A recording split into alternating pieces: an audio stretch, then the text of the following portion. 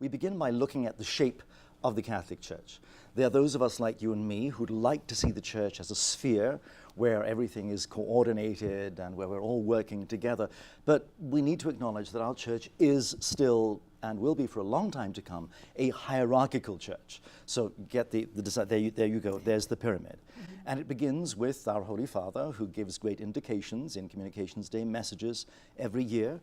And that is then translated down to bishops' conferences around the world and so forth. In terms of my own experience, one can't begin with an abstract pastoral communications plan unless and until one involves the hierarchy.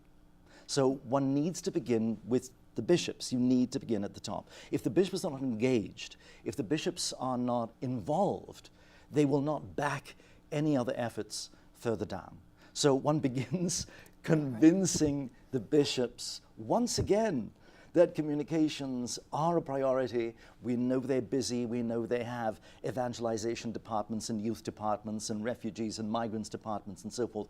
But communications really is a priority, because unless we find new ways and effective ways to get that message across, the message really isn't worth very much. Once the bishops are on board, you can then work with diocesan communications directors, the people who actually get the work done, and then help them further down the line to identify the young people especially who don't have to learn how to do it because they are doing it, and to trust them and free them and allow them to participate in assisting with providing this model. Right, and in the document, The Dawning of a New Era, it speaks about an integrated pastoral communications plan.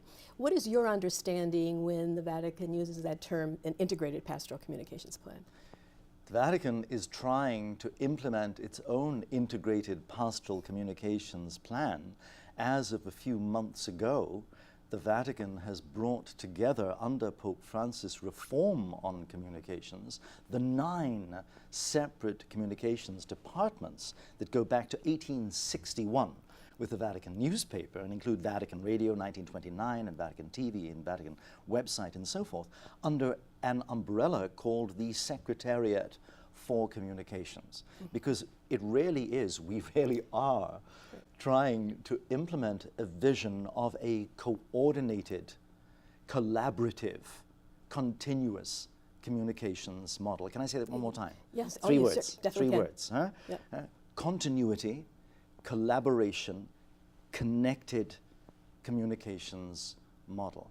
The Catholic Church doesn't have a great track record in terms of working together. We have great ideas.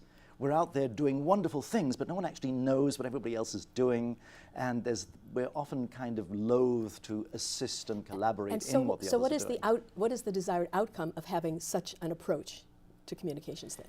That I know what you're doing, that I can support what you're doing, that you know what I'm doing, that we can work together, that we can use our combined talents and skills and experience, that we listen to one another exactly as you're doing right now, that we learn from one, that we don't keep making the same mistakes over and over again, but that through collaboration and connecting with one another and creating a continuity, understanding where we come from, how we got here, and where we're going, we will in fact be more effective than we are right now.